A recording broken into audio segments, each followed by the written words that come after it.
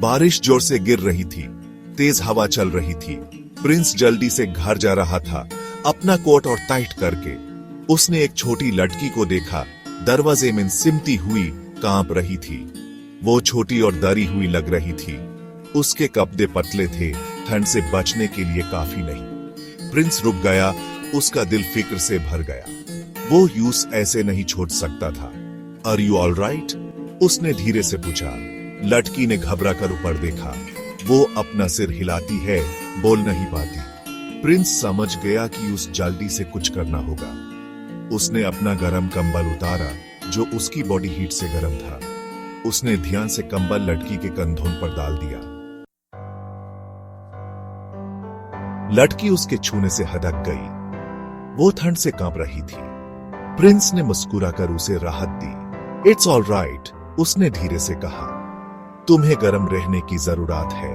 उसने उस कंबल को अपने आसपास लपेटने में मदद की। लड़की ने बड़ी शुक्रगुजार आंखों से उसकी तरफ देखा।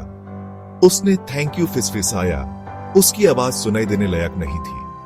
प्रिंस ने देखा कि वो पूरी तरह भीग चुकी थी। उसका चेहरा पीला था, होंठ नीले पड़ चुके थे। यूस चिंता थी कि वो इस मौसम में बीमार पड़ जाएगी। Where is your home?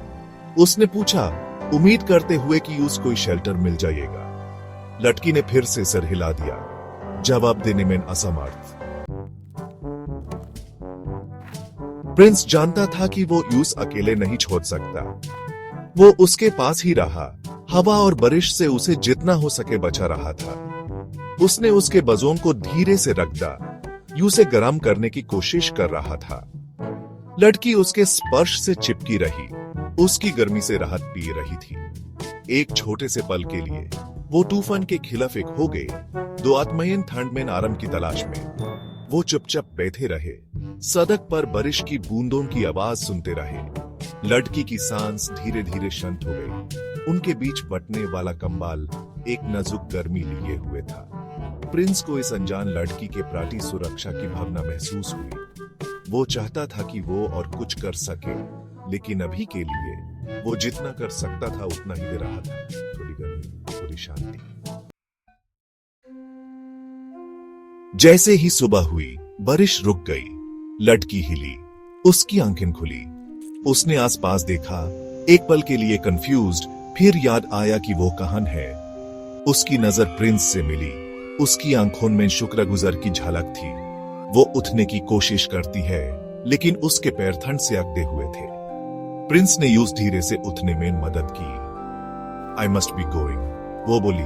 उसकी आवाज खराब थी। प्रिंस ने सर हिला दिया, जानते हुए कि वो उसे यहां नहीं रख सकता। उसने एक टैक्सी रोकी और उसे अंदर बैठने में मदद की। लड़की ने खिड़की से उसकी तरफ देखा। उसकी आंखें नंगे शब्दों से भरी हुई थी। फिर टैक्सी आगे बढ़ी, नई सुबह की रोशनी में गायब हो गई। वो फिर कभी नहीं मिले।